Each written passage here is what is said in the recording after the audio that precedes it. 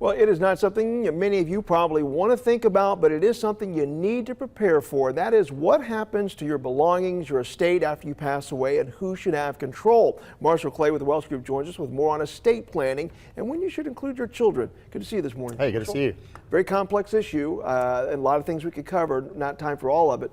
But what are the more common things problems you run into, you see run into after a person passes if they haven't taken care of things? Yeah, so there's understandable apprehension about including your children in this process, right? I think most people are a little bit uncomfortable about talking about wealth and how much wealth they have and where that wealth is going to go. But I think there's some specific instances where you need to communicate more clearly and effectively with the kids. Right. And I think the first one is when the kids have responsibility, right? If you're nominating a child for the personal executive for your will or the attorney in fact in the power of attorney or maybe even your healthcare proxy or trustee, it's important for them to understand those roles and responsibilities before that event occurs. I mean, I've seen tremendous anxiety being created from children saying, I don't understand why my parents nominated me for this. I'm not the most suited. There's another sibling that's better suited. And you can resign and things like that, but it creates a lot of additional stress if that person doesn't understand on the front end.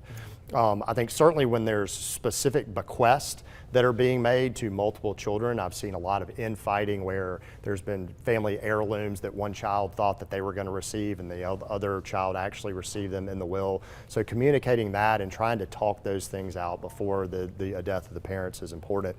And then last but not least, and this is not an all-encompassing list, but when there's family business involved, I think typically what I see is that there's multiple children in a family. There may be one child who's been more of a contributor to the family business over many, many years. And when you're talking about a business that's worth a little bit more, making sure that everybody understands how those businesses are being valued, how the contributions to the business were being assessed, and then making sure that everybody is whole on the back end is very important in preventing a lot of the challenges and a lot of the family heartache that can come without communicating these things. A lot to think about, very important conversations to have, sit down with your family and talk about this stuff when you're of sound mind and body, obviously. Absolutely. Marshall Clay with the Welsh Group, we do appreciate it. You're welcome. All right, we got weather traffic just ahead. Stick around.